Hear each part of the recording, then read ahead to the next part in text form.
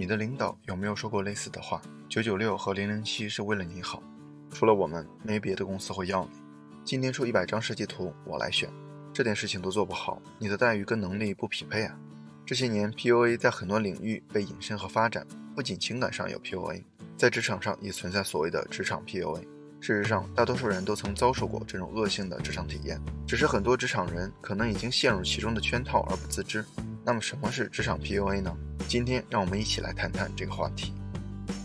PUA 源于美国，字面上看是搭讪艺术家，从简单的搭讪扩展到整个两性交往过程，发展为主要包括搭讪、吸引、建立联系、升级关系，直到发生亲密接触并确定两性关系。其本质是通过长期的精神打压，使对方在潜移默化下逐渐失去自我判断能力，无法认清自己，将主动权交由对方掌控，从心理上臣服于自己的一套精神控制法。延展到职场上，则是领导与下属之间，甚至同事之间，利用言语、利益进行控制，通过语言打击、否定等心理暗示，让你产生自我怀疑，令你丧失自信，并渴望通过加倍的努力得到公司的认可，然后再利用花言巧语令你顺从，以达到对你精神控制的目的。如果当我们遇到以下几种情况时，就该好好思考一下，我们到底是真的被重视，还是被套路，是不是中了职场 PUA 的招。根据经验以及查阅资料，总结了以下常见的职场 PUA， 供小伙伴们参考。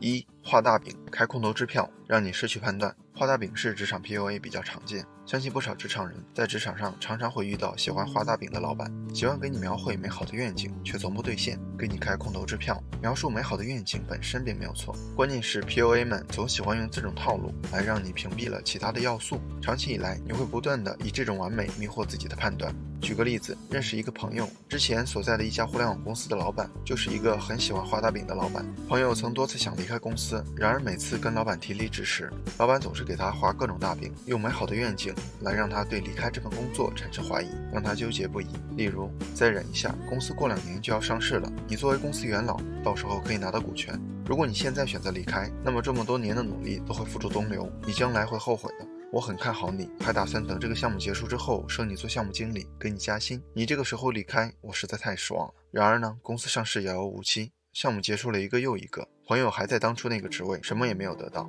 一个年轻的程序员熬成了一个老兵，去年公司倒闭，他陷入了大龄 IT 人的求职困境。其实当员工为老板付出很多时，就已经产生了很高的沉没成本，如果让他意识和摆脱时，他会有强烈的心理失衡。所以很多人宁愿选择相信和期待，不断的以这种完美的泡沫幻想迷惑自己的判断，去继续效忠。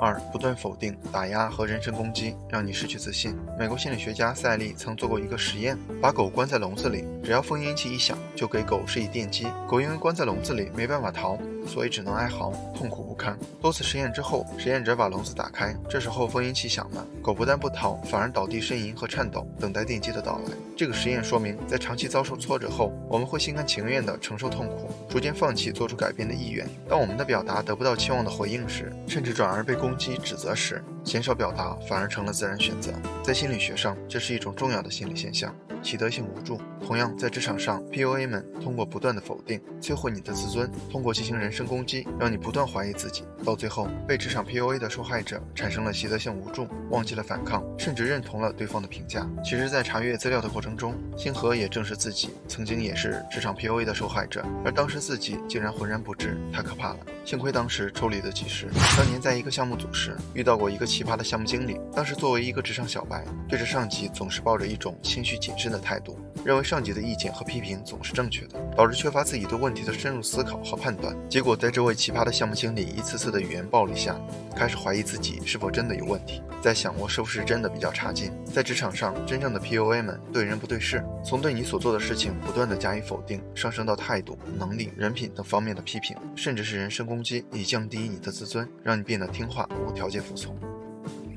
3. 美化压榨，让你最终被精神控制。在职场上 ，PUA 们常常说：“我是为你好，我很看好你，这是历练，我费心费力的培养你，给你机会的名义等来美化压榨。”前2年武汉理工大学自杀的学生郝崇元事件就是一个例子。导师王攀利用自己的职权，对他进行威逼利诱，提出很多过分的要求，让他最终被精神控制，无法抽离，导致悲剧的发生。此外，还有给你制造恐慌和焦虑。通过制造恐慌与焦虑，彰显可以留在公司的稳定和安全，以此理所当当然的对你进行压榨。例如现在经济寒冬，外面大环境那么糟糕，你应该感激能够在这里工作，很多人挤破脑瓜也进不来，给你设置根本无法完成的目标，而且时间紧急，不给你质疑的机会，任何的建议和指导让你喘不过气来。然后你开始不停地反思自我，在工作上你变得更加努力，主动加班熬夜，为了完成 KPI 得到老板肯定的眼神，不断地突破底线。然而当你发现无论怎么努力也无法完成任务，或者完成的质量一般时，你的老板或上司开始对你各种挖苦，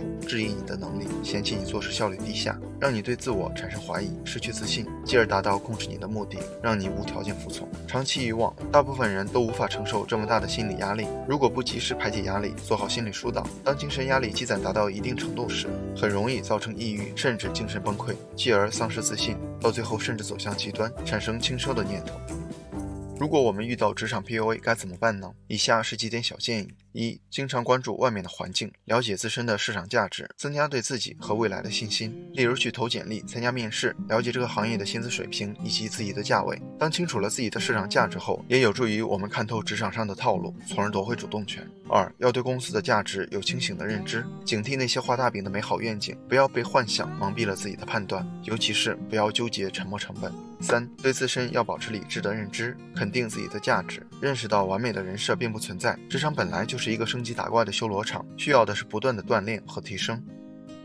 四、多与朋友进行沟通，及时做好心理疏导。多与朋友沟通，一来可以排解部分心理压力，二来也可以从不同的角度看清楚职场某些事情的真相以及套路。五、适当培养自己的核心竞争力，争取把主动权掌握在自己的手中，而不要让自己变成一块砖，哪里需要就往哪里搬。六、设置安全边界，要有自己的 B 计划，做好可以随时抽离的准备，打不过还能躲不过吗？萨特的禁闭里有一句名言，意思大概是说，如果你不能正确的对待他人的判断，那么他人的判断就是你的地狱。无论在职场或是生活或是其他方面，我们每个人都需要有自己独立的思考与判断。虽然职场 PUA 没有情场 PUA 那么可怕，但它可怕起来仍然会对我们的身心造成难以磨灭的伤害，甚至对以后的人生产生诸多负面的影响。所以在职场中一定要注意分辨自己的老板或同事是否有职场 PUA， 自己是否被套路了，根据自己的实际情况选择要么反抗要么逃离。一旦确认自己正在经历恶性糟糕的职场 PUA， 我建议你还是及时远离，保护好自己，尽量不要内耗。好了，今天的内容就到这里了，谢谢您耐心观看。如果您有任何建议和想法，欢迎在下方留言。如果您喜欢星河的内容，还望订阅星河百度频道，点赞和分享给更多的朋友。星河将不胜感激，继续分享更多有关成长的优质内容。一个人可以走多远，关键在于与谁同行。愿成长之路有你我相伴。这里是星河百度，我们下期不见不散。